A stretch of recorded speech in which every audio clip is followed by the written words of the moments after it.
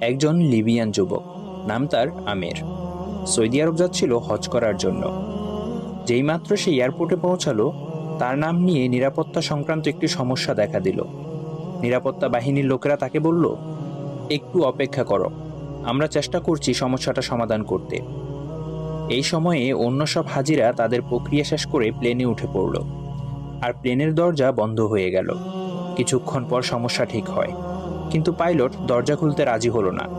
Plane চলতে শুরু করলো এবং আমেরকে ফেলে রেখে উঠে গেল।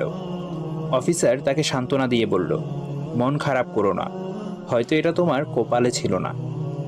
কিন্তু আমেরের ছিল অটল বিশ্বাস। সে উত্তর দিল, আমার নিয়ত হজে, ইনশাআল্লাহ আমি হজে যাবই। হঠাৎ খবর এলো, প্লেনটিতে যান্ত্রিক সমস্যা হয়েছে এবং তা ফিরে আসছে। প্লেন ফিরে এলো, মেরামত করা হলো, কিন্তু তাও পাইলট আমেরের জন্য দরজা খুলতে রাজি হলো না।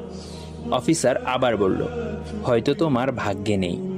কিন্তু আমের ছিল ধীর প্রতিজ্ঞ, স্থির ও ধীরচেতা। সে বলল, আমার নিয়ত হজের, ইনশাল্লাহ আমি হজে যাবই। প্লেন আবার উড়ে গেল। কিছুক্ষণ পর আরেকটি খবর এলো, প্লেনে আবারও সমস্যা হয়েছে। এবার পাইলট নিজেই বললেন, আমি আর উড়ব না যতক্ষণ না আমের প্লেনে ওঠে।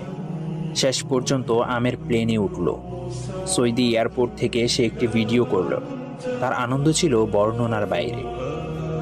আল কাহ্হার, এটি আল্লাহর সুন্দর নামসমূহের একটি। এর অর্থ, তিনি কারণগুলোকেও পরাস্ত করেন, আপনার জন্য সব নিয়ম ভেঙে দিতে পারেন, কেবল আপনাকে সন্তুষ্ট করার জন্য। তাই কিভাবে কখন এসব নিয়ে বেশি চিন্তা করো না, যতক্ষণ তোমার বিশ্বাস থাকে যে আল্লাহ সব কিছুর উপর ক্ষমতাবান।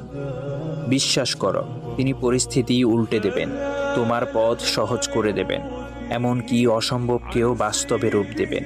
শর্ত একটাই, নিয়ত হোক পবিত্র আর ঈমান হোক অটল।